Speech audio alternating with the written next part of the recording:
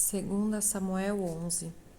Na primavera seguinte, época do ano em que os reis costumam sair para a guerra, Davi mandou que Joabe e os seus oficiais e o exército israelita fossem atacar os inimigos. Eles venceram os amonitas e cercaram a cidade de Rabá. Mas Davi ficou em Jerusalém. Uma tarde, Davi se levantou, depois de ter dormido um pouco, e foi passear no terraço do palácio. Dali viu uma mulher muito bonita tomando banho. Aí ele mandou que descobrissem quem era aquela mulher e soube que era Betseba, filha de Eliã e esposa de Urias, o heteu. Então Davi mandou que alguns mensageiros fossem buscá-la. Eles a trouxeram e Davi teve relações com ela.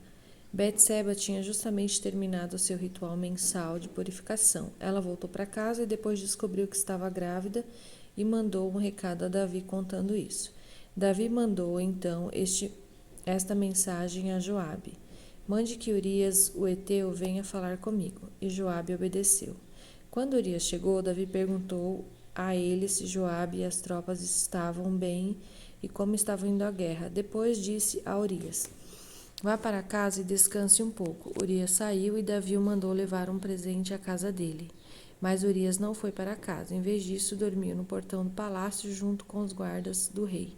Quando Davi soube que Urias não tinha ido para casa, perguntou-lhe: você acaba de voltar depois de ter ficado fora muito tempo. Por que não foi para casa? Urias respondeu: os homens de Israel e de Judá estão longe, na frente da batalha, e a arca da aliança está com eles. O meu comandante Joabe e os seus oficiais estão acampados ao ar livre. Como poderia eu ir para casa, comer e beber e dormir com a minha mulher? Juro por tudo o que é sagrado que nunca poderia fazer isso. Então Davi disse: fique aqui o resto do dia, amanhã eu o mandarei de volta. E Urias ficou em Jerusalém naquele dia, e no dia seguinte Davi convidou-o para jantar e fez com que ele ficasse bêbado.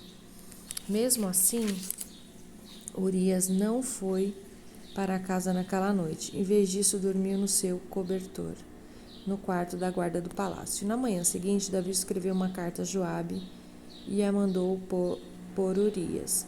Davi escreveu o seguinte: ponha Urias na linha de frente, onde a luta é mais pesada.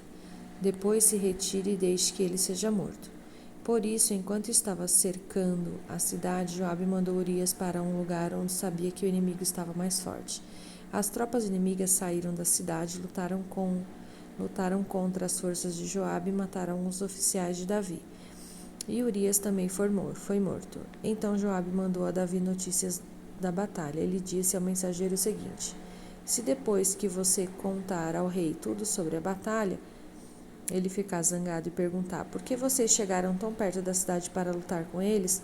Não viram que eles poderiam atirar flechas do alto da muralha? Vocês não lembram como Abimeleque, filho de Jerubessete, foi morto?